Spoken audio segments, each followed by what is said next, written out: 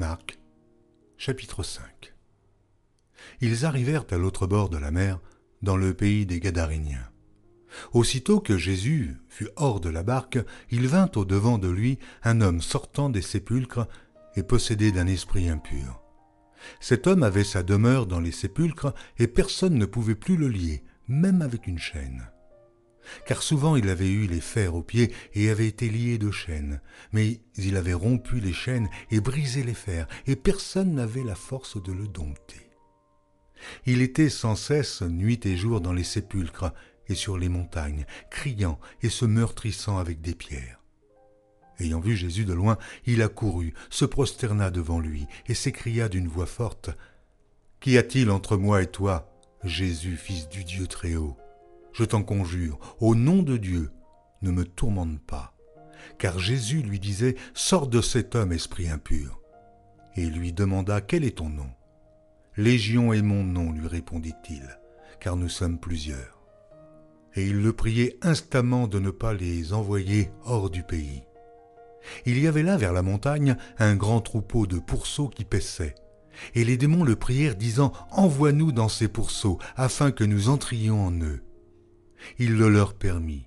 Et les esprits impurs sortirent, entrèrent dans les pourceaux, et le troupeau se précipita des pentes escarpées dans la mer. Il y en avait environ 2000, et ils se noyèrent dans la mer. Ceux qui les faisaient paître s'enfuirent et répandirent la nouvelle dans la ville et des campagnes. Les gens allèrent voir ce qui était arrivé. Ils vinrent auprès de Jésus, et ils virent le démoniaque, celui qui avait eu la légion, assis, vêtu et dans son bon sens, et ils furent saisis de frayeur. Ceux qui avaient vu ce qui s'était passé leur racontèrent ce qui était arrivé au démoniaque et au pourceau. Alors il se mit à supplier Jésus de quitter leur territoire.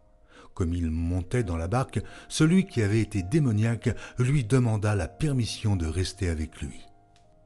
Jésus ne le lui permit pas, mais il lui dit : « Va dans ta maison, vers les tiens, et raconte-leur tout ce que le Seigneur t'a fait et comment il a eu pitié de toi. » Il s'en alla et se mit à publier dans la Décapole tout ce que Jésus avait fait pour lui, et tous furent dans l'étonnement.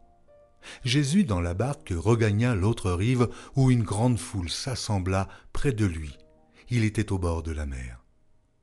Alors vint un des chefs de la synagogue, nommé Jaïrus, qui, l'ayant aperçu, se jeta à ses pieds et lui adressa cette instante prière : « Ma petite fille est à l'extrémité, viens, impose-lui les mains, afin qu'elle soit sauvée et qu'elle vive. » Jésus s'en alla avec lui, et une grande foule le suivait et le pressait. Or, il y avait une femme atteinte d'une perte de sang depuis 12 ans. Elle avait beaucoup souffert entre les mains de plusieurs médecins. Elle avait dépensé tout ce qu'elle possédait, et elle n'avait éprouvé aucun soulagement, mais était allée plutôt en empirant. Ayant entendu parler de Jésus, elle vint dans la foule par derrière et toucha son vêtement, car elle disait : « Si je puis seulement toucher ses vêtements, je serai guérie. » Au même instant, la perte de sang s'arrêta, et elle sentit dans son corps qu'elle était guérie de son mal. Jésus connut aussitôt en lui-même qu'une force était sortie de lui, et, se retournant au milieu de la foule, il dit : « Qui a touché mes vêtements ?» Ses disciples lui dirent : « Tu vois la foule qui te presse et tu dis : qui m'a touché ?» Et il regardait autour de lui pour voir celle qui avait fait cela. La femme, effrayée et tremblante, sachant ce qui s'était passé en elle, vint se jeter à ses pieds et lui dit toute la vérité. Mais Jésus lui dit : « Ma fille, ta foi t'a sauvée. Va en paix et sois guérie de ton mal. » Comme il parlait encore, survinrent de chez le chef de la synagogue des gens qui dirent : « Ta fille est morte, pourquoi importuner davantage le maître ?» Mais Jésus, sans tenir compte de ces paroles, dit au chef de la synagogue : « Ne crains pas, crois seulement. » Et il ne permit à personne de l'accompagner, si ce n'est à Pierre, à Jacques et à Jean, frère de Jacques. Ils arrivèrent à la maison du chef de la synagogue, où Jésus vit une foule bruyante et des gens qui pleuraient, qui poussaient de grands cris. Il entra et leur dit : « Pourquoi faites-vous du bruit et pourquoi pleurez-vous ?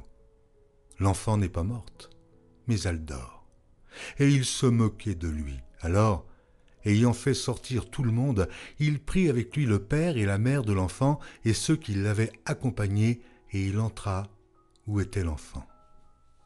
Il la saisit par la main et lui dit « Talitha koumi », ce qui signifie « Jeune fille, lève-toi, je te le dis ». Aussitôt la jeune fille se leva et se mit à marcher, car elle avait 12 ans, et ils furent dans un grand étonnement. Jésus leur adressa de fortes recommandations pour que personne ne sût la chose, et il dit qu'on donnât à manger à la jeune fille.